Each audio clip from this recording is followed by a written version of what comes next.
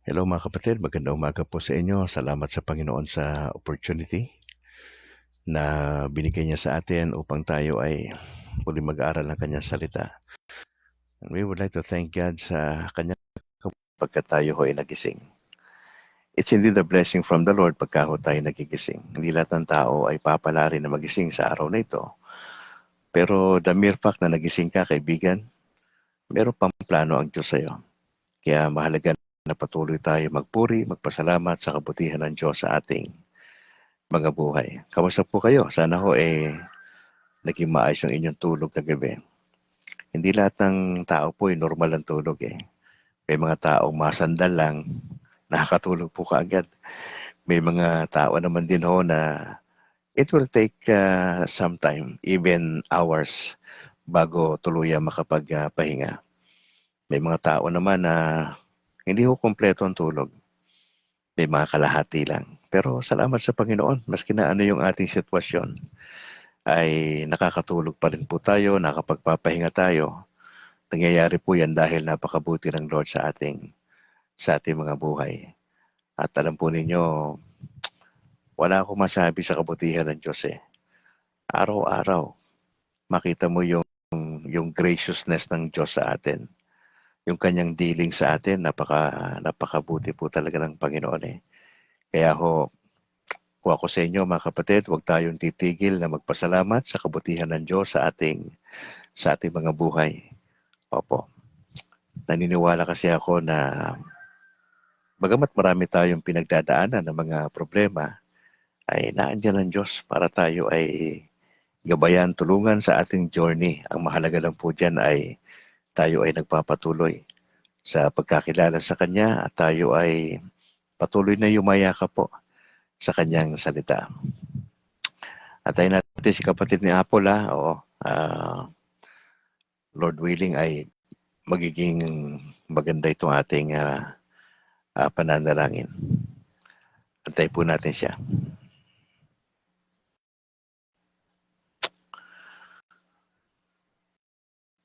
Mga kapatid, habang inaantay natin si kapatid na Apple, ay gusto ko lang batiin ng happy birthday si Maria Salve Pancobila. Magandang umaga kapatid, Maria Salve, at happy birthday. Ganun din ho, happy 43rd Presbyteral anniversary kay Cardinal Luis Antonio Tagle. Opo. Cardinal Tagle, magandang umaga po at God bless. Ganon din kay Atine Clemente, happy 71st birthday. Asawa po siya ng aking isa sa mga mentors na si Reverend Ray Clemente. Happy birthday. Tignan natin si Apple kung makakapasok si Apple. Okay. Magandang umaga uli sa inyo mga kapatid. Salamat sa opportunity ho na nakita-kita ho tayo ngayon. Louie, magandang gabi. Magandang umaga. Bobby Tarok, good morning sa ating lahat. God bless us all. Salamat for joining at sa iba pa natin mga kapatid.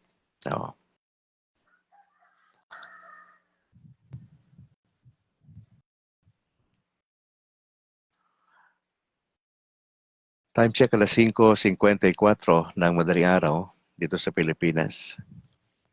Habang pinoproseso ni Meta si kapatid na Apple. Hopefully makapasok si Apple ngayon. Medyo okay naman ang panahon dito sa aking paligid. I don't know sa inyong lugar kung okay yung panahon. Ate Maribik, Kabato Largo, magandang umaga po. God bless sa buong pamilya. Maraming salamat. Antayin lang po natin si Apple kasi ina-add na ni Meta. Ito yung mga challenges natin kapag naka-online tayo. Hindi po ganun kabilis. Dahil po sa iba't ibang mga kadahilanan. Pero magkagayon salamat kasi natuloy tayo ngayong umaga. Napakabuti ng Lord sa atin. Opo.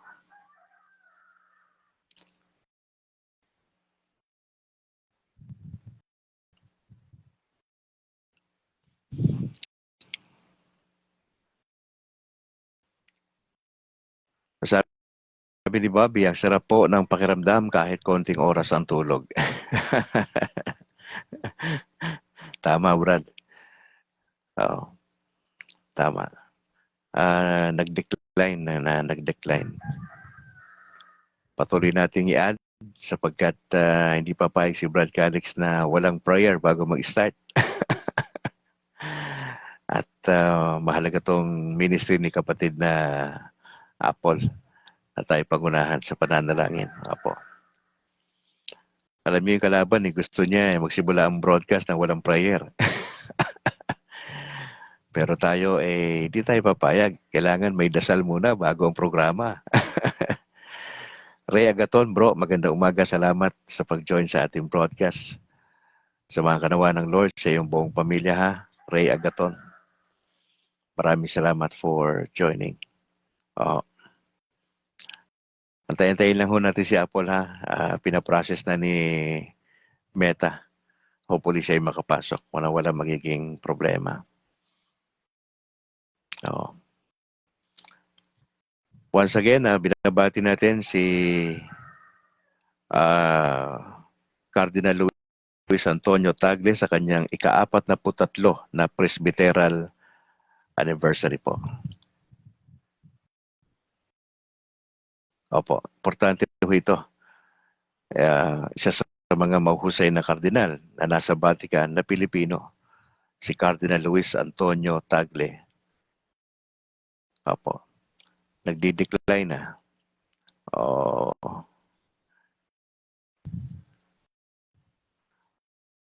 Junior Coronel, magandang umaga po. Kapatid, salamat for joining. Gaspar Cortez, magandang umaga bro. Good morning Brad, God bless you. Sabi rito.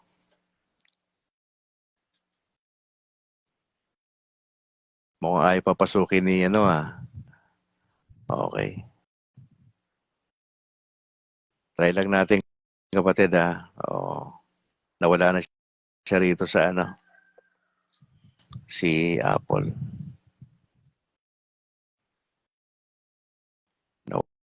Wala si Apple. Nagdi-decline. Ayaw papasukin si Apple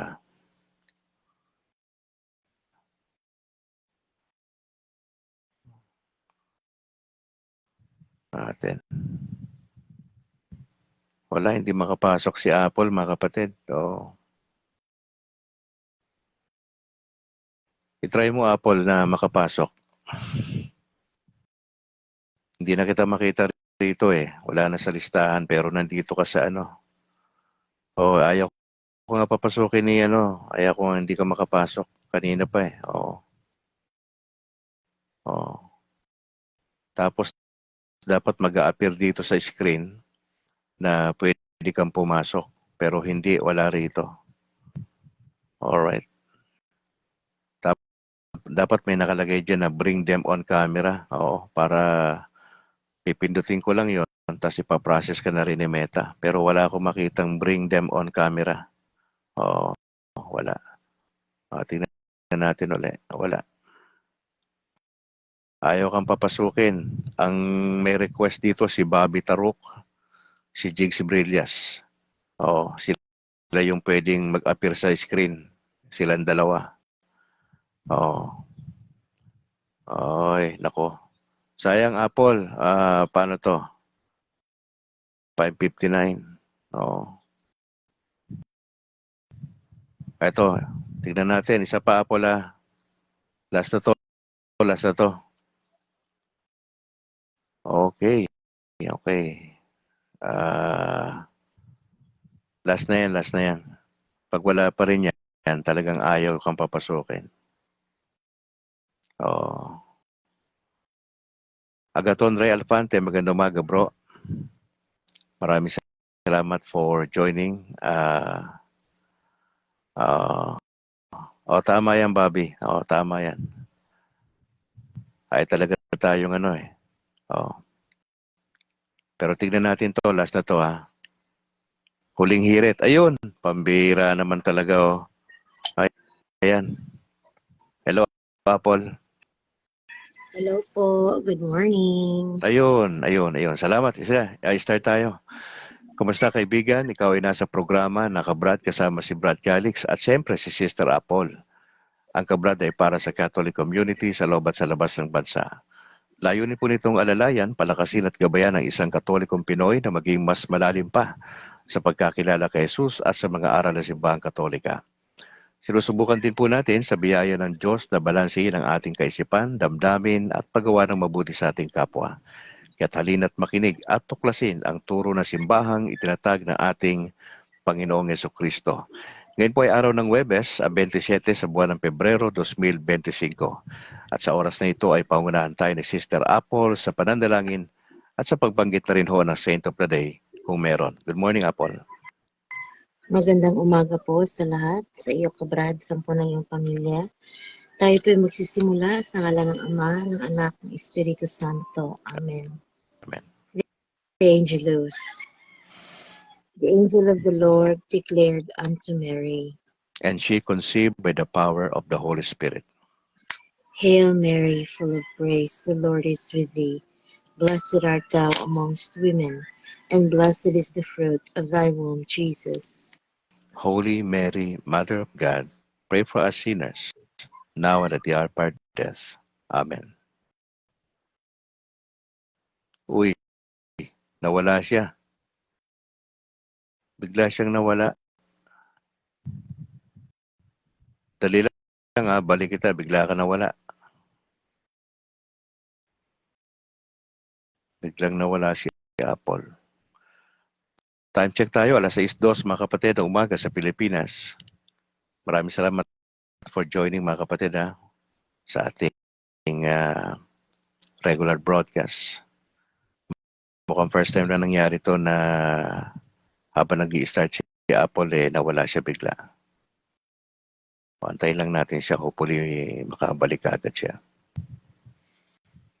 Mga kapatid, happy birthday sa mga nagdiriwang ng kanilang kaarawan sa araw na ito. February 27, Thursday. Happy birthday sa inyo, mga kapatid. Especially kay Maria Salve Pangcobila. Happy birthday. Ganun din kay Ate Ne Clemente sa kanyang 71st birthday today. Ate Ne, magandang umaga po. God bless. Diyan sa lugar ng Canada. Wala na pong answer from the video. So, tayo po'y manalangin. Manalangin tayo. Ama, salamat sa opportunity. Bagamat may gantong sistema ay nais naming ituloy pa rin ang pananalangin nakadirekta rin sa inyo. Salamat kay Apple sa kanyang commitment na samahan kami sa prayer. And we believe na ang kalaban hindi gusto ito na magsimula ang anumang broadcast na nagdadasal kasi alam ng Diablo na powerful yung paglapit po sa Diyos, lalo na kay Mama Mary. Isa sa mga kinakatakutan ho ng kalaban po yan. Ang pangalan ng Panginoon Diyos, si Mama Mary, ang pagro-rosaryo, at yung aming commitment sa Panginoon mismo. We just pray for wisdom and understanding. Samahan niyo po kami sa umagang ito sa aming pag-aaral ng iyong salita. May your name be lifted up, Lord. Maraming salamat po. We just want to acknowledge your goodness sa umagang ito. We pray this in Jesus' name. Amen. Amen. In the name of the Father, the Son, the Holy Spirit. Maraming salamat, Apple. Medyo nakat ka, hindi ka na makabalik. At Lord willing, bukas ay okay na yung ating daloy ng ating pananalangin. Alright, gusto ko munang batiin ang aking may bahay, si Annalyn. Magandang umaga, ma. Salamat for praying. Salamat sa kabutihan ng Lord sa iyo. Yung aming dalawang anak na si James Philip at Alana Grace, magandang umaga sa inyo. Yung aking mother na si Mama Elsie na patuloy natin pagdasal, mga kapatid, na patuloy siyang tulungan ng Lord sa kanyang sitwasyon. Si Eloisa, si Fred Al, si Charo, Nicole, Jairus Matthew, magandang umaga sa inyo, kay Buddy, kay Bimbim, kay Paulo, kay Picoy, kay Rox, kay Esme sa kanilang mga anak, kay Julie, kay Rondi, andyan sa Baguio ng Pangasinan, magandang umaga po. Kay Buboy, saka kay Bog sa kanilang mga anak. Si Ate Lydia, magandang umaga rin po. Kay Tio Joe, Tia Edna, sa kanyang buong pamilya at lahat ng mga kamag-anak ko dyan sa Palawi, Calulbon, Vira, Catanduanes.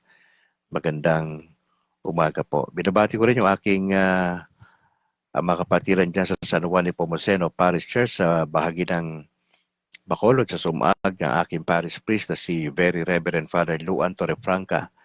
Magandang umaga, Pads. Ganon din kay Reverend Father Robert Christopher Nobles.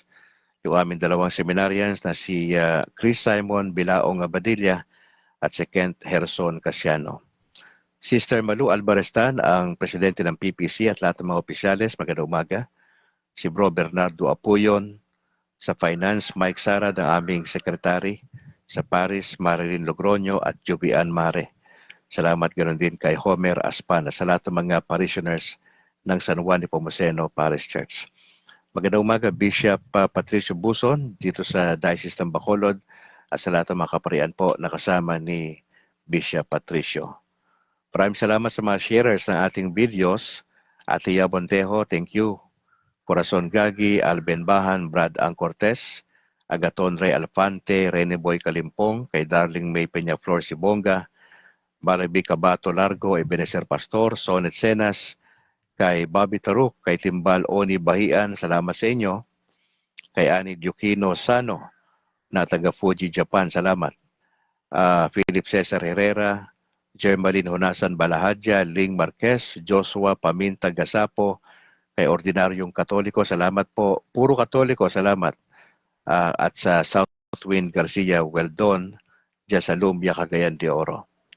Pinabati ko rin lahat ng tropa sa CFD sa Diocese ng Bacolod, si Doc Ray Antila sa kanyang buong pamilya, Christian Paul Gailan, ang Presidente, Harvey Anki, ang Vice President, Jerry Luquiles, ang Secretary, JB Akma, Treasurer, Rodrigo de Nicolas, ang Auditor, Richard Danugdog, ang PIO, Melchor Valenzuela, Sergeant at Arms, Sister Apple, siyempre, Balinas. At ganoon din sa aking ninong at ninang na kanyang mga parents. Salamat.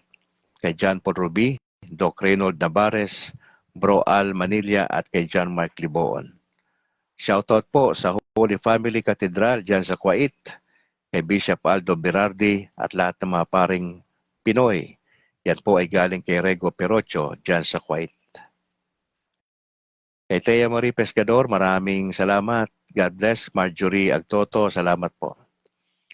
At sa grupo po ni Reverend Father Darwin Gitgano, Wendell Talibong, kay Jando, kay Kenneth Alvin Bustamante at Romel Palma ng Punto por Punto. Magandang umaga sa inyo mga kapatid. Shoutout din sa aming masipag na coordinator sa aming catechetical training every Saturday kay Mrs. Vanessa Sabit Molieno. Magandang umaga kapatid at sa aking mga fellow catechist. Maraming salamat po. Shoutout kay Reverend Father Henry Pineda dyan sa Little Way Seminary sa Kabangkalan. Magandang umaga po, Pats. Ganon din kay Bro Jesus Bayoneta sa kanyang buong pamilya. Sister Mercy ng Pauline Media at lahat ng mga staff. Magandang umaga, Sister. Samanawa kayo ng Lord sa magapong ito.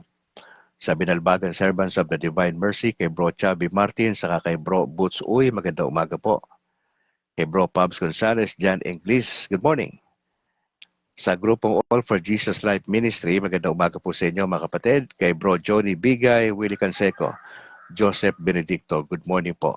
Sa PESMA Plus, dyan sa Israel, magandang umaga po, tanghali o gabi sa inyo mga kapatid. God bless, God bless. Sa grupong Latin Rosaries Missionaries, maraming salamat po sa inyong pananalangin para sa ating broadcast.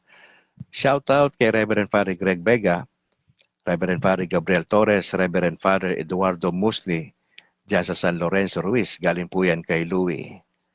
Pinapa-shoutout ni Rene Boy Kalimpong, ang kanyang mga kaibigang pare, Father Edito Banyo, Father Albao, sa San Isidro Parish, dyan sa Banay-Banay, Davao Oriental. Galing yan kay Rene Boy Kalimpong. Alright, let's proceed now sa ating Gospel for today. Mark chapter 9, 41 to 50, mga kapatid. Mark chapter 9, 41 to 50.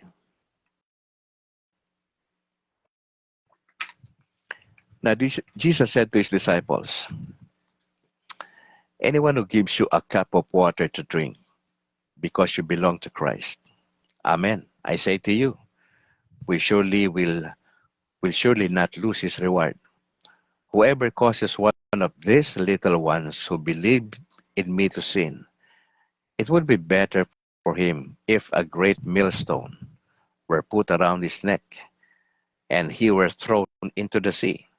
If your hand causes you to sin, cut it off.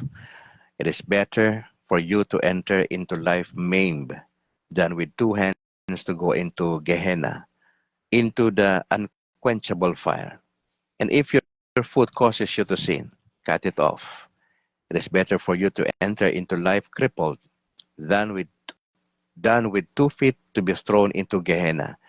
And if your eye causes you to sin, pluck it out. Better for you to enter into the kingdom of God with one eye than with two eyes to be thrown into Gehenna, where the worm does not die and the fire is not quenched. Everyone will be salted with fire. Salt is good, but if salt becomes insipid, with what will you restore its flavor? Now keep salt in yourselves, and you will have peace with one another. Yan po yung ating gospel of the day, mga kapatid, according to Mark chapter 9:41 to 50. Ano po yung binibigyang papasin dito ng ating Panginoon? Siya po yung nagsasalita rito at ang kanyang kausap ay ang kanyang mga disciples. Yung unang sinabi ng Lord, anyone who gives you, yung you dito ay tumutukoy sa mga disciples, anyone who gives you a cup of water to drink because you belong to Christ. Sabi ng Panginoon, I say to you, will surely not lose his reward. Sino ba yung disciples sa panahon natin? Tayo po ito ng mga followers ni Jesus. Tayo ito mga Katoliko. Bagamat hindi lahat ng Katoliko ay follower ni Jesus, siguro iba sa kanila ay may planong sumunod sa Panginoon for so many years. Sila yung nasusunod pero etong taon na ito ay gusto nilang maging follower talaga ng Panginoong Jesucristo. Now, sino man ang tutulong sa atin ng mga Katoliko na follower ni Jesus? Yun po kasi yung disciple eh. Pag sinabing disciple, apprentice, student, yan yung follower. FOJ po tayo mga kapatid. Kung ikaw ay tunay na Katoliko, dapat FOJ ka. Follower of Jesus ka. Hindi ka follower kung sino-sino, kundi follower ka ng ating Panginoon. Merong reward na sabi ni Jesus. Pero sa pangalawa rito, mabigat po ito. Whoever causes one of these little ones. Sino po itong little ones na ito? Kung aakit kayo doon sa context niyan, binabanggit doon yung mga bata. Diba, ang sabi niya sa mga alagad, dapat ang inyong tutularan itong mga bata. Ano meron sa bata? Inosente ang bata eh. Inosente ang bata, mga kapatid. Sino ba nakaka-impluwensya sa mga bata? Tayo mga adults. Sino yung nagmomold ng kanilang kaisipan, even yung kanilang perspective in life, yung kanilang worldview? Hindi ba tayo ng mga adults? Na binabanggit dito ng Lord ang mabigat na responsibilidad natin. Pag tayo ang naging cause o itong mga bata na ito na sila'y magkakasala, sabi ng Panginoon, mga kapatid, mas mainam pa na lagyan tayo ng mabigat na bagay sa ating leeg at malunod na lang tayo. Now, hindi po ito literal, mga kapatid. Figure of speech po ito. Tapos, binabanggit pa dyan ng Lord, kung ang ating kamay ay maging dahilan para tayo magkasala, cut it off. Sinasabi pa ho dyan yung ating mata ang maging dahilan upang tayo ay magkasala, yung ating paa, diba, cut it off. Yung mata natin, pluck it out. Hindi po yan literal.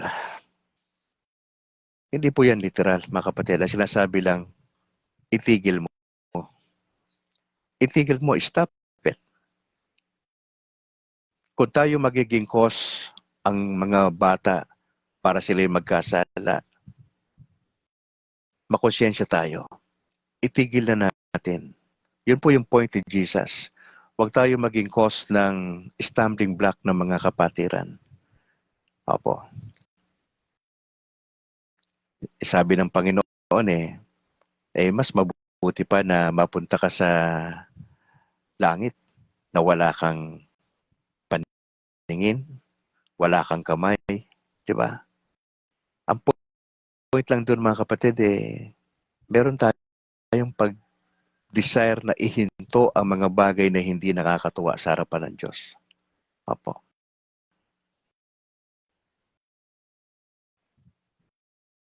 Ano po yung sabi dyan ng ating Holy Father sa exhortation na ito?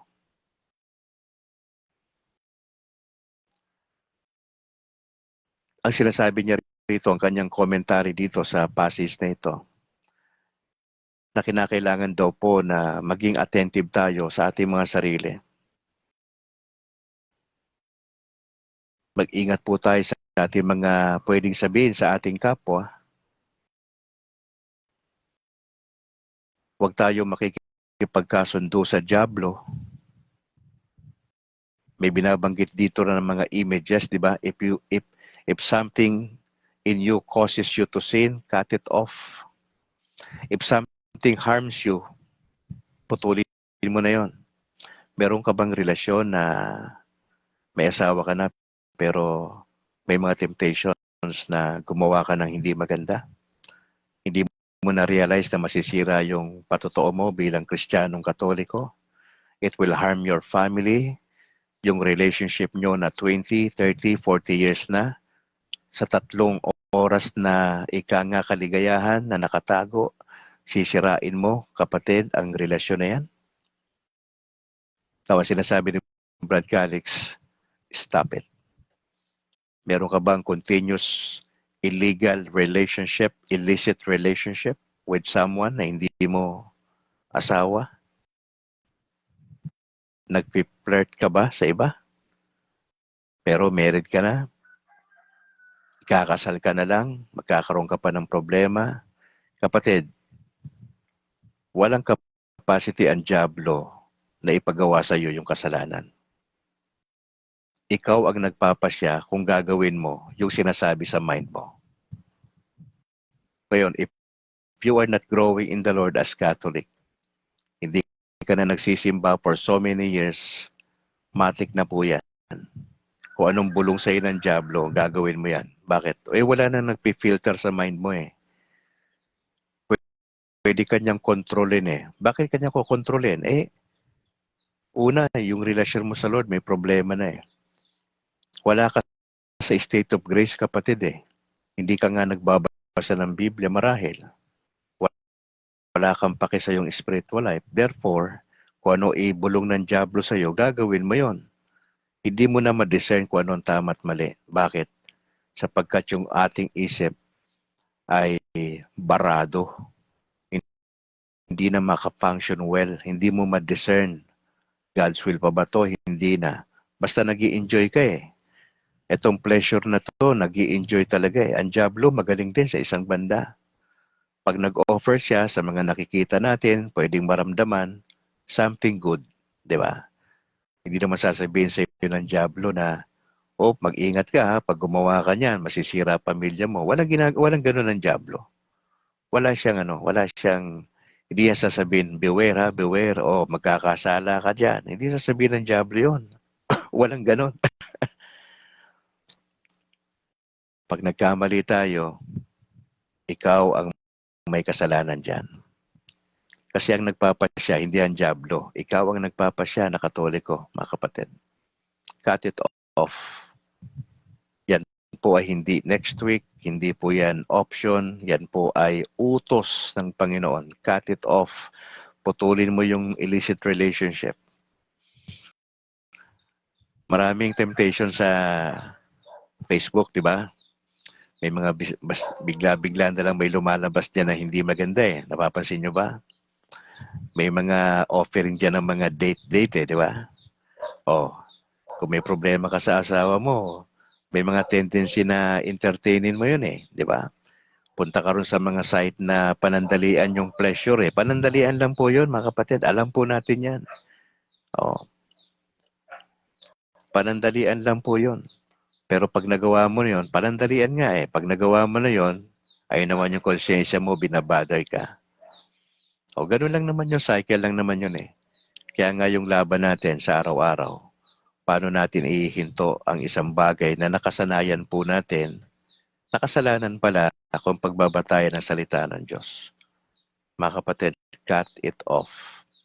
Are you working sa gobyerno at tumatanggap ka ng kickbacks? May boss ka na katoliko pero hindi lumalakad, hindi siya follower ni Jesus? Mga kapatid, nadadawit ka, nagko-compromise ka? Mga kapatid, cut it off. Itigil mo yan. Meron kang ginagawa na hindi maganda sa iyong asawa, sa iyong mister, sa iyong mga anak, na hindi ka nais-nais sa Panginoon, cut it off. Stop it. Stop it right now. Kasi walang blessing sa lahat ng disobedience natin. Walang blessing, mga kapatid. Walang blessing. Pero kung titignan mo sa isang banda, di ba, maaari ka mag-enjoy eh, pero sandali lang. Sandaling enjoyment, pero yung proseso nito na masasaktan ka for life. Hanggat nabubuhay ka, nandun yung pain. Di ba? Kasi naalala mo, may brain ka eh. Nagpa-flashback sa'yo. Ang ganda-ganda ng journey mo sa buhay bilang Kristiyano, isang pagkakamali lang, nadali lahat yung accomplishments mo.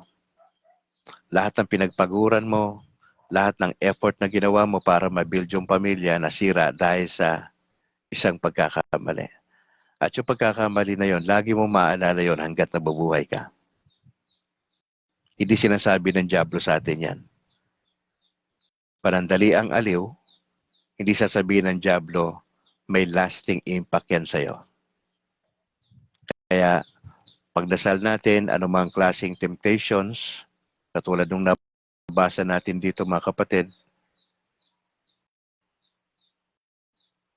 ay talagang maapektuhan po tayo.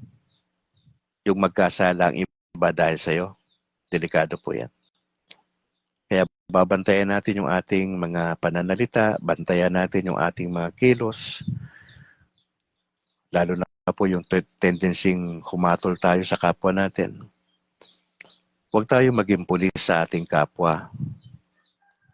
Kung gusto mong maging pulis, pulisan mo sarili mo. Tignan mo yung sarili mo lagi, huwag yung iba. Bakit si ganito, ganito? Bakit si ganyan? Hindi mo trabaho yun. Ang trabaho mo, tignan ang sarili mo, ang pamilya mo, huwag kang basta nakikialam sa ibang tao. Irespeto mo yung privacy. Pero syempre, kung may kasalanan ng ginagawa yung isang kapatid, be sure bago mo siya i-rebuke with love and humility, dapat maayos ka. Hindi ka pwede magre-rebuke sa isang kapatid na gumagawa ng mali, na ikaw mismo, mas malala ka pa sa ginagawa niya. Opo. Mabigat po ito, yung binabanggit dito ng Panginoon, kausap niya rito yung kanyang mga alagad. I-weigh natin, no? Nagiging cause ba tayo ng pagkakasala sa iba? Kasi nasabi ng Lord, mas mabuti pang mawala tayo sa mundo na to. Yun yung parang gustong sabihin niya rito eh. Whoever causes one of these little ones who believe in me to sin, naniniwala na sa Panginoon Diyos pero tayo naging cause, nagkakasala sila, it would be better for him if a great millstone were put around his neck and he were thrown into the sea. Mga kapatid, mabigat po yan. Kung tayo ang dahilan, ang isang kapatid sa Panginoon ay nagkasala, mabuti pang mawala na tayo sa mundo na ito. Yun po yung parang prinsipyo eh, na gustong sabihin ni Jesus. Mabigat po yun.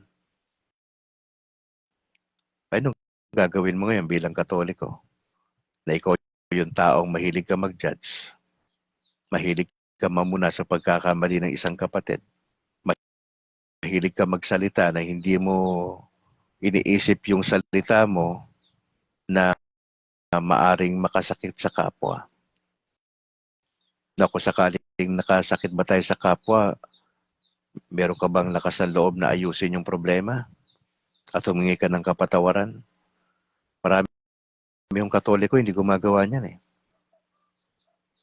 Paano niya gagawin mag-ask ng forgiveness? Hindi nga niya alam yung ginawa niya kung tama at mali. Hindi nga siya nag-grow sa Lord. Kaya maski ano lang gawin niya, sabihin niya, hindi niya na ma-discern na ay mali pala to. Hindi na siya kontrolado ng banal na espiritu na sumasa kanya. Kasi nga yung kanyang relasyon sa Panginoon may problema na. I'd like to challenge you fellow Catholics na mag-ingat po tayo na hindi tayo maging cause sa iba na magkasala. Bantayan po natin. Kasi malalagas po tayo. Marami nang lumabas sa Katoliko at nasa Protestante na po. Iba-iba yung reasons kung bakit sila lumabas ng simbahan. Ang iba sa mga rason nila legit, pero majority ng kanilang reasons, hindi maganda ang reason ba't sila lumabas ng simbahan. And I think and I believe na one of the reasons kaya sila lumabas ay meron silang nagawa na hindi maganda sa loob. Pilit na iniiwasan ang mga relasyon na nawasak na wala silang intensyon na ayusin. Kaya po sila lumabas ng simbahan. Relasyon na parang hindi na marirepair. Ayaw nating maulit ho yan. Na itong 2025, anumang hindi maganda sa relasyon, testimony natin, bantayan natin. Mga kapatid, ayusin natin. Huwag tayong pumayag na lagi na lang tayong naiisahan ng dyablo. Gusto nating ma-maintain yung magandang ugnayan sa loob ng parokya, sa ating pamilya, sa ating trabaho. Importante makita ng boss mo na Katoliko ka na matino. Hindi ka Katoliko na parang kilala ng mga tao na baliwala ang buhay, walang pakialam sa testimony bilang Kristiyano. Hindi ho aksidente. Bakit ho may mga pastor na nandito sa Katoliko eh? Hindi ho. Ipinapangaral po namin ang holy living. Na hindi natin dapat mahal ang dyablo, yung kasalanan, lumalayo tayo ron. Huwag mo sabihin layuan ka ng dyablo, yung kanta. Tukso, layuan mo ko. Kalokohan po yun. Hindi po lumalayo ang tukso, lumalapit ang lumalapit yan. Huwag mo sabihin siya ang lalayo. Ikaw ang magpasya na lumayo. Magagawa mo lang yan kung ang relasyon mo sa Panginoon ay deeper. If you are growing, if you are maturing in your faith in the Lord Jesus Christ, malaki yung possibility na mananalo ka over Satan sa araw-araw. Actually, it's a matter of choice. If you commit a particular sin or sins, kasi pinili mo yun. Huwag mo sisihin ng dyablo kaya ka nagkasala. It's your choice. Ang ginagawa lang ng dyablo, yung ating mind, nag-i-introduce ng mga basura. Ikaw ang nag-filter niyan. Tama ba yan? Gagawin mo ba yan o hindi?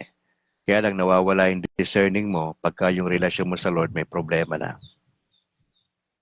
Matagal ka nang di nagsisimba, hindi ka nagbabasa ng Word of God. Wala kang panalangin sa buhay.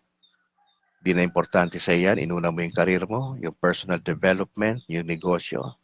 Diyan ka nagkakaproblema. Hindi mo na ma-discern kung ano ang tama at mali. Kasi yung ating kaisipan ay puro na basura ng dyablo. Mga kapatid, medyo masakit yung binabanggit natin, pero totoo po yan. Maski sino nakakaranas siyang atake ng dyablo. Magsimula sa ating Santo Papa na may karamdaman ngayon, sa lahat ng cardinal po natin, sa lahat ng archbishops, sa bishops, mga pare, mga deacons, at mga laiko na katulad mo. Katulad natin. Mga laiko tayo. From top to bottom ang atake ng dyablo. Pero maaari tayong manalo laban sa kalaban natin, mga kapatid. Mag-stay tayo sa Panginoon. Pangalawa, mag-stay tayo sa ating church. Maraming problema ahead of us itong 2025. Maraming temptations. Pero take courage mga kapatid. Focus lang tayo sa Panginoon Diyos. Makatulong ho yan. Yung ating regular na broadcast na samahan nyo si Brad Calix sa ating journey. Let us journey together mga kapatid. Walang iwanan hanggang sa dulo, hanggang sa dumating ang ating Panginoong Jesucristo. Time check, 6:30 ng umaga. Mga kapatid, dadako tayo sa ating pangalawang segment na gusto ko lang sanang pag-usapan sa oras na ito ay isa sa mga sakit ng ulo natin mga Pilipino na marami nagtatanong ano na ang nangyari. Ayon sa balita sa araw na ito mga kapatid, ang isa sa mga headlines ay pumasok na sa eksena ang Supreme Court. Ang Supreme Court Justice ay kino-question ang paglilipat ng pondo ng PhilHealth. Actually, ibinalik na sa National Treasury po yung pera. Nagtatanong ang taong bayan, bakit ibinalik?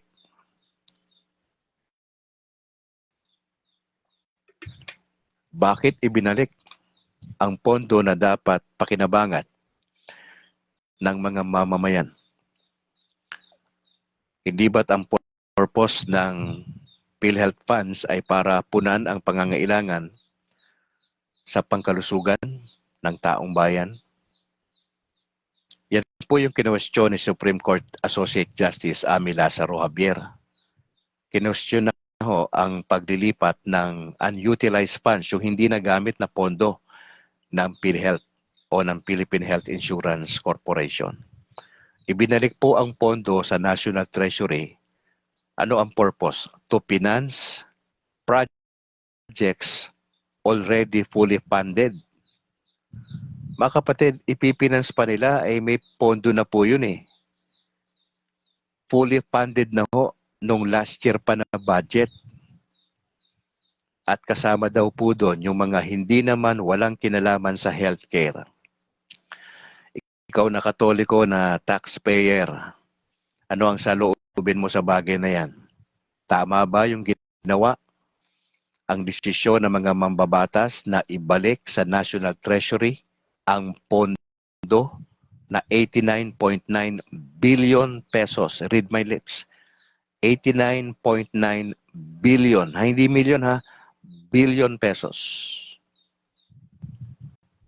Kasalukuyan po na nagsasagawa ng oral arguments sa kontrobersyal na pondo ng PhilHealth na 89.9 billion pesos. Na ito po ay nai-transfer do sa National Treasury para daw pondohan ang mga unprogrammed appropriations noong nakalipas na taon. Pag sinabing unprogrammed, wala naman sa plano, tas popondohan nila, tas yung gamit nilang pondo ay yung sa PhilHealth na 89.9 billion pesos. Nakakapanggigil ano? Hindi ka ba nanggigigil sa nasa mga mambabatas natin? Sila po yung gumawa niyan eh.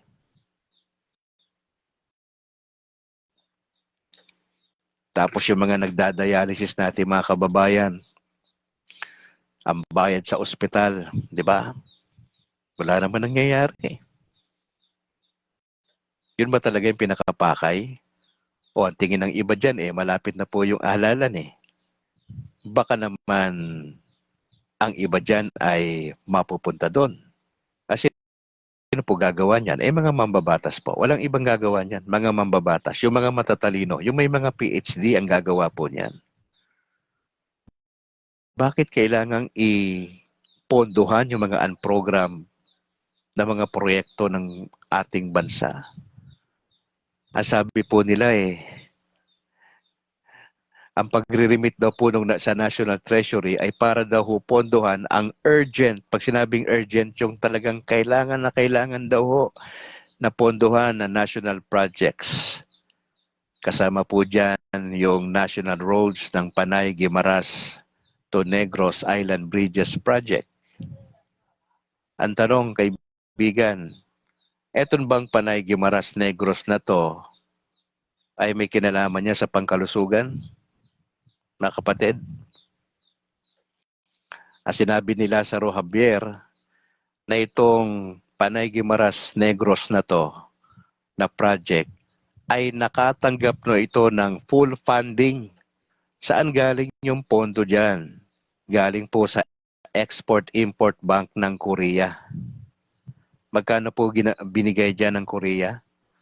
174.49 billion pesos. Hindi lang ho yan, may additional allocation pa yan sa pondo noong 2022 at 2023 national budgets. Sa madaling salita, maliban sa 174.49 billion, ay merong pang naidagdag na pondo noong 2022 at 2023 sa panahon ni President Duterte. Sapat na sapat ang pondo, kapatid. Pero bakit sinasabi nila na isa sa mga rason ay popondohan pa daw? Kaya ho dinila sa National Treasury. Popondohan pa daw yung may pondo na. Kapatid, may pondo na.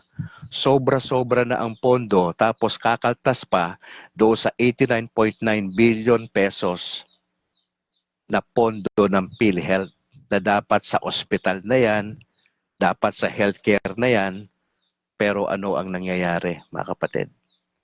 Ano tingin mo dyan, kaibigang Katoliko? Anong tingin mo dyan?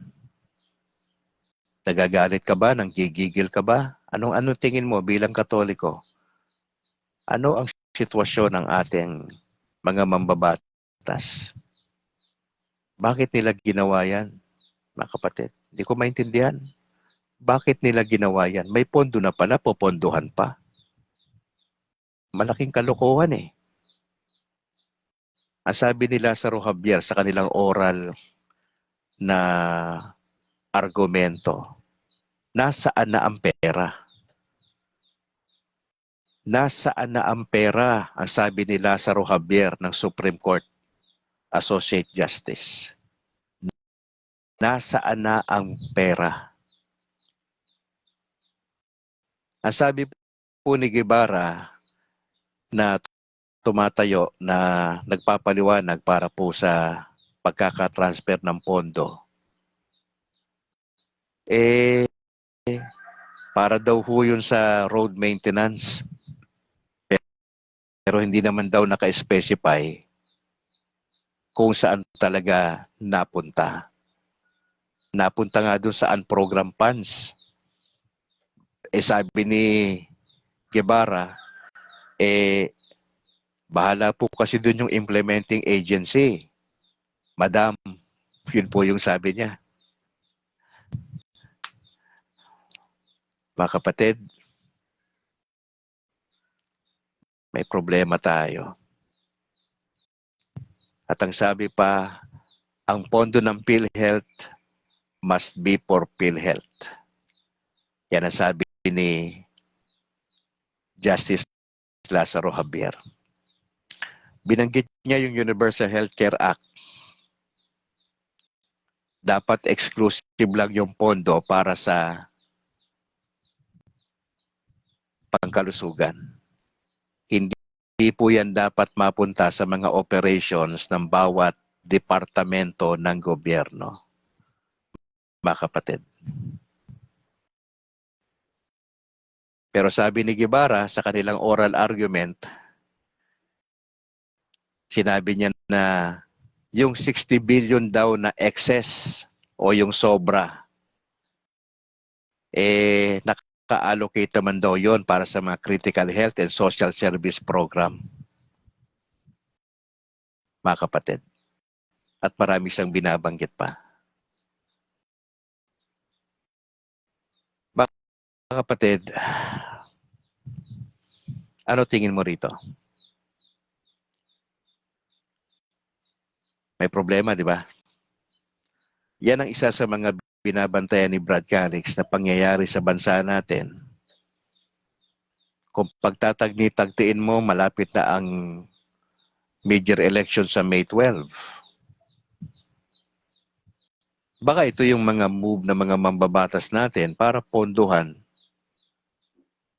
yung kanilang mga manok itong May 12. Pansinin nyo mga Katoliko, huwag tayo maging bulag sa sitwasyon. Matindi ang corruption sa bansang Pilipinas. Huwag kang magbulag-bulagan. Hindi naman ako nagbabayad ng tax, Brad Calix. Wala akong paki dyan. Brad, mali yan. Makialam ka sa gobyerno. Hindi lang tayo spiritual. Nakatira ka sa Pilipinas, mamamayan ka rito, therefore dapat may pakialam ka. Kailangan marinig ang boses natin na Katoliko. Huwag kang magsawalang kibo. Kasi ang pagsasawalang kibo mo, hindi maganda yan. O baka naman isa ka sa mga korap na Katoliko. Kaya ka hindi nakikialam. Wala ka bang pakialam sa bansa natin? Puro ka ba simbahan? Mali po, pag puro simbahan, balanse tayo. Bumoboto ka nga di ba? O, wala na akong paki doon sa kung sino iboboto natin. Kanya-kanya tayo dyan. Pero ang point natin dito, pinag-uusapan po natin ito, ang layunin natin, hindi lang para maging aware kayo, mga kapatid na Katoliko. Hindi lang awareness ang gusto ko i-create dito sa ating broadcast, kundi ano ang pwede mong i-contribute sa sitwasyon ng ating bansa. Ano yung pwede mong gawin na maliit na bagay sa nangyayaring ito. O, tignan mo yung mga public hospital natin. Yung mga indigents. Minsan pahirapan pa dyan sa paglalakad ng papel May red tape po Palakasan pa rin Ilang ambulansya meron tayo? Ilang kwarto? Yung nanay ko nga nasa labas nung napunta ron sa General Hospital sa Pasig Wala hong kwarto dapat nandun yun di ba doon na yan ibinigay yung pondo na yan doon na ipinagpagawa ng marami pang extension ng building di ba? Para yung mga nagkakasakit, especially mga matatanda na, yung mga cancer patients, di ba? Hindi na dapat sila pinahihirapan pa sa gobyerno natin sa pagamutan. Naranasan po namin yun sa misis ko may supply sila ng gamot dyan, tapos yung pang mga mahal, bibilhin mo sa labas. Mantakin mo yan.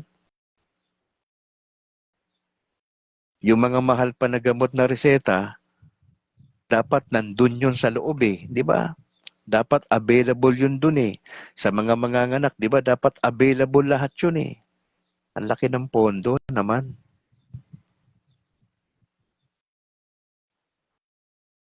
Well, marami na po mga broadcaster. Meron tayong broadcaster dito nakikinig. Palagay ko, tinalakay niya na rin po yan, na issue na yan. Mga kapatid, huwag tayong tumigil manalangin bilang Katoliko. Ito yung sitwasyon ng ating bansa.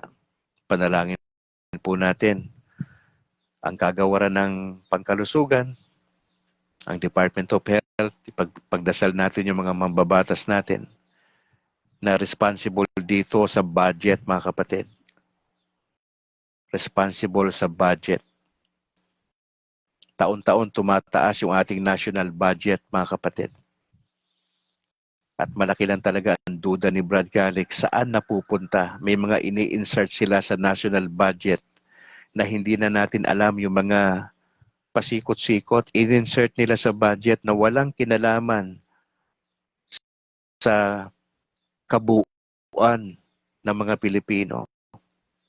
Saan napupunta yung malaking bahagi ng budget na yan? Mga kapatid, sa korupsyon. Huwag na tayong magbingi-bingihan. Ito nangyayari. Ito ang sitwasyon. Pasama ng pasama ang takbo ng sanlibutan. Panalangin natin ang mga mambabatas natin, and probably most of them were Catholics. Pero bakit nagkakaganon ang takbo? Anong meron? Sinong kumokontrol sa kanila para mag-decide sila ng mali? Hindi na sa kapakanan ng taong bayan, mga kapatid. Nalulungkot lang po tayo sa sitwasyon na yan, pero may magagawa tayo. Number one, ipanalangin po natin sila. Pangalawa, magreklamo tayo ng tama. Kaya ho yung mga lumalabas sa labas, may mga placards. Now we can do that as Catholics. Yung tahimik lang ho na pagpoprotesta. Hindi natin kinakailangan na manakit ng kapwa, etc. Tahimik lang ho na protesta. Tayo mga Katoliko. Kilala po tayo dyan sa mga protesta na yan.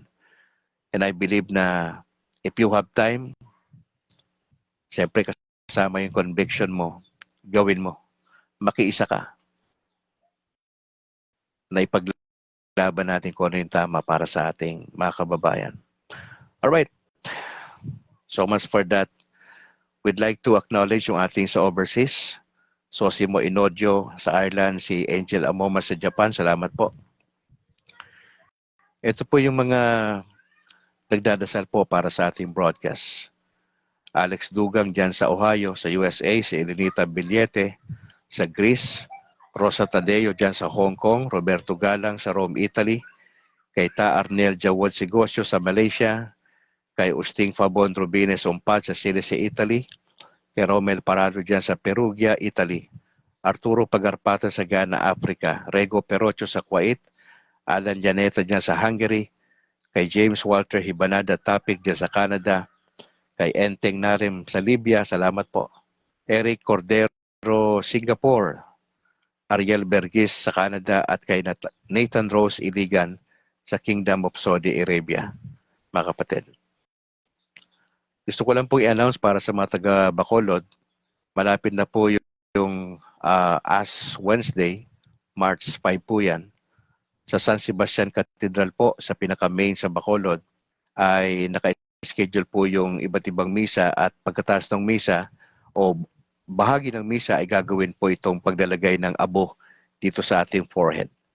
Ang mga schedule ng misa po ay 5:30 ng madaling araw, alas 7, alas 12:15 ng hapon, alas 4 ng hapon, alas 5:15, at sa gabi naman ay may dalawang misa, alas 6:30 at alas 7. Ipagdasal po natin ang 10th year anniversary ng Association of Pastors Converted to Roman Catholic Church in the Philippines, Incorporated, na pinangunahan ni Bro Noe Dora.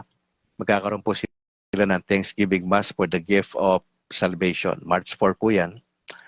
Alas 12 ng tanghali sa Pastors Formation House sa Lumbia, sa Cagayan de Oro City. Shoutout kay Archbishop Julius Tonel. Pagdasal po natin yung pangailangan po nila.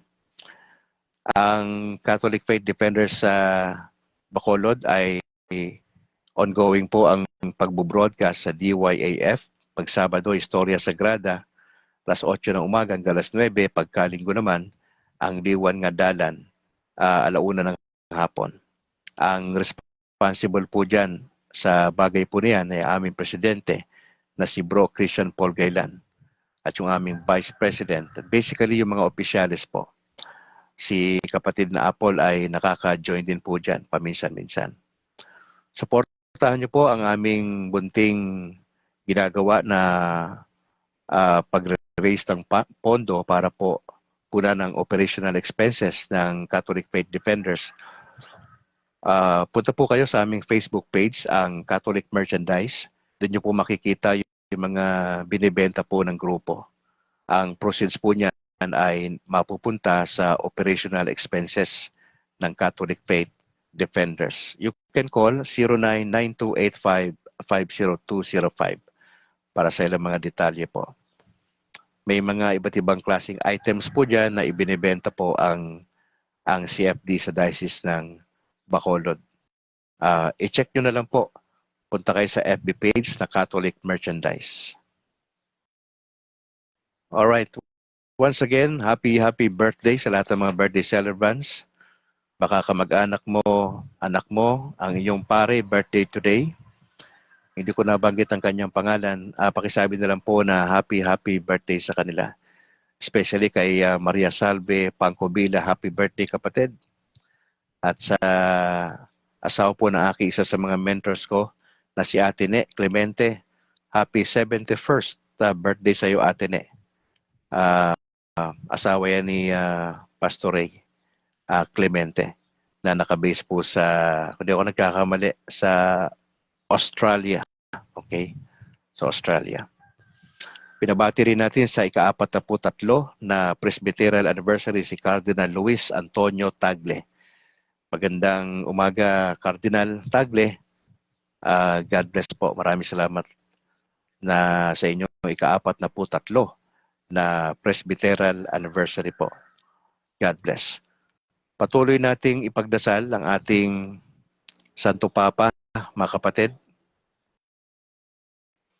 Ayon po sa Vatican, okay naman po ang lagay ng ating Santo Papa. Bagamat ang sabi sa balita hindi pa siya masyadong okay. Okay? Pero patuloy nating ipagdasal, mga kapatid, ang sitwasyon ng ating Santo Papa. Alam ko marami sa atin ang nagdadasal para sa kanyang sitwasyon.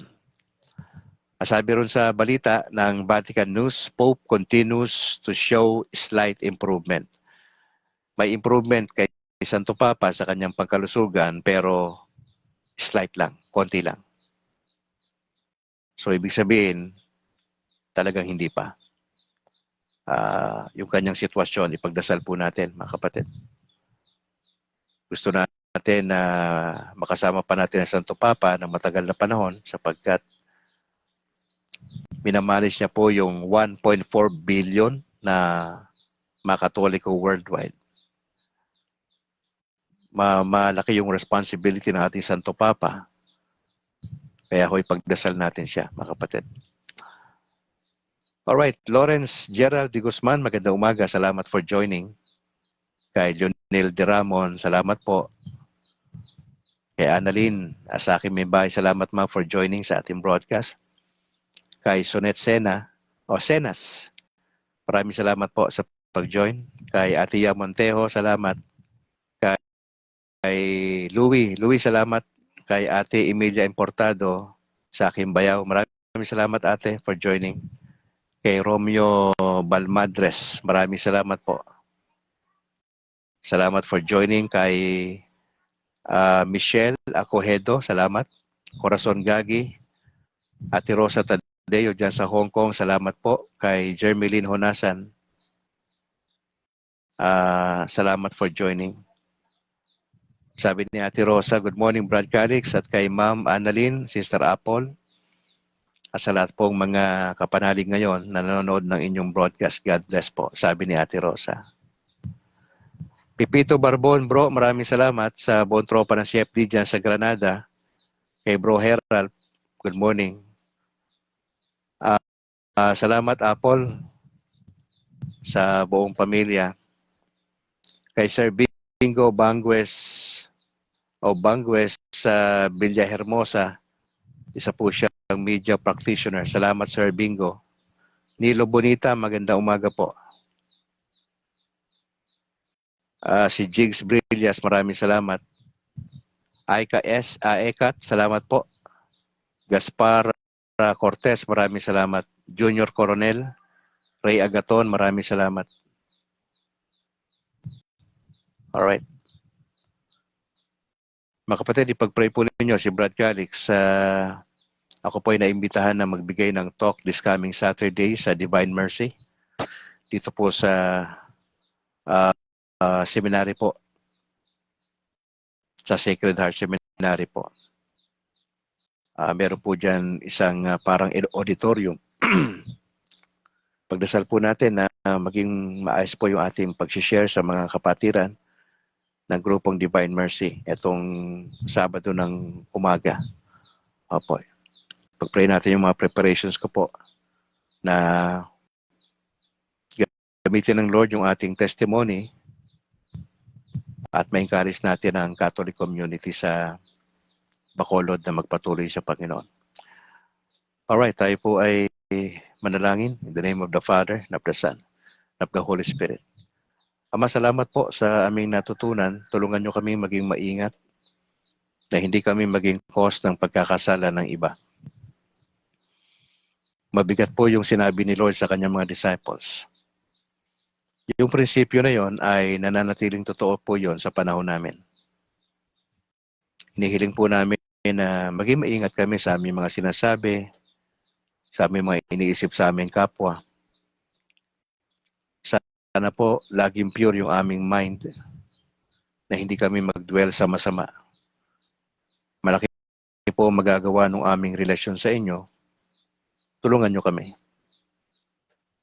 Lord, pinagdadasal ko po yung issue sa PhilHealth na pondo.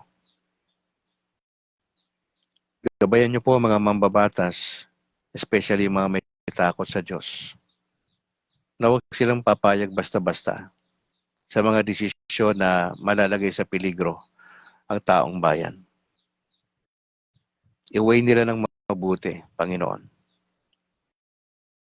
We pray for our lawmakers, ang Senate, ang Congress, yung mga involved na malalaking tao dito, yung sa finance. Lord, alam nyo kung ano yung problema sa bansa namin. Kami bilang Katoliko, mahalaga na aware kami sa nangyayari, magdasal kami, magprotesta kung kinakailangan. Tahimik na protesta lang. Hindi namin kinakailangan na gumawa pa na eksena. Kasi ang justice talaga nasa inyo. Marahil walang justice sa panahon namin dito sa lupa, pero time will come, pag humarap sila sa inyo, ay meron pong justisya. So we just pray for good health ng aming Santo Papa Francis sa kanyang sitwasyon. Nagpakita lang daw ho ng slight improvement yung sitwasyon ni Santo Papa Francis. At kami ho'y nagdadasal ang grupong Kabrad na tulungan niyo po ang Santo Papa. We are asking your help, Mama Mary. Please pray for and with us sa ganitong sitwasyon. Malaki po ang magagawa ninyo para sa kagalingan ng Santo Papa. Pinagdadasal po namin ang patuloy niyong gabay sa lahat ng cardinals na nasa Vatican sa Roma, sa lahat ng mga bishops, mga kaparian sa Pilipinas, sa lahat ng deacons, ganoon din sa lahat ng laiko. Nagdadasal po kami ng inyong gabay na ma-implement nila yung tama na ayon sa inyong salita at sa inyong overall plan para sa Pilipinas. Tulungan niyo po ang aming nalalapit na major election sa May 12. Maging handa po kami sa mga iboboto namin. I-practice namin yung karapatan na yan bilang Pilipino. Nihiling po namin na ilagay namin sa pwesto o iboto namin ang tamang tao sa pwesto. Alam namin na hindi nawawala yung corruption, dayaan sa kada halalan. Maraming nuisance candidates, mga nanggugulo lang. Pero dalangin po namin yung mga talagang may magagawa, may mga track record na. I-consider namin yon bagamat hindi sila mga Katoliko. Tignan namin. Pero niniwala kami, majority ng mga tumatakbo ay mga Katoliko. Nagkakatalo lang yung kanilang relasyon sa Panginoon Diyos. Ano yung motivation sa pagtakbo? Kakaiba-iba. So, dalangin namin ng good health para sa lahat ng mga nandito sa broadcast ngayon. Bigyan nyo kami ng talino sa maghapon, gabay, kalakasan, pisikal. Lord, alalahanin niyo po na ang March 4 event sa Cagayan de Oro, sa Thanksgiving Fellowship Mass, na pinangunahan po ni kapatid na Noe Dora, samahan niyo po siya at lahat ng mga converted pastors sa Catholic Church. Kasama na po ako dyan. Tulungan niyo kami na magawa namin yung dapat namin gawin, yung anong contribution namin sa body of Christ ng Catholic Church. Lord, maraming salamat sa gagawin nyo sa aming buhay, pananampalataya sa maghapong ito. Ma-enjoy namin ang pananampalataya kay Lord. Maasa lang kami sa inyong biyaya na magtatagumpay kami sa kasalanan dahil po sa Panginoong Yesus. Lord, tulungan nyo kami na magpasya, na gawin ang tama. At pasunod po yung kalooban nyo sa aming buhay. Maraming salamat po. We pray this in Jesus' name. Amen. In the name of the Father, the Son, the Holy Spirit. Mga kapatid, ipatuloy niyong ipag-pray ang ating request na 1 hektarya sa Bacolod para po yan sa gawain ng Panginoon Diyos. I-manage po natin yan in the near future. Maaaring ibigay ng Lord niya sa second quarter o sa birthday mismo natin sa December o depende kay Lord yan. Basta samahan nyo kami mag-pray ng 1 hektaryang lupa.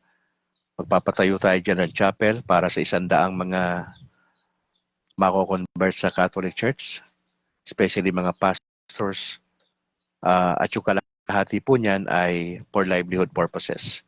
Kaya panalangin natin that the Lord would touch yung mga individuals sa Negros na probably mag-donate ng lupa.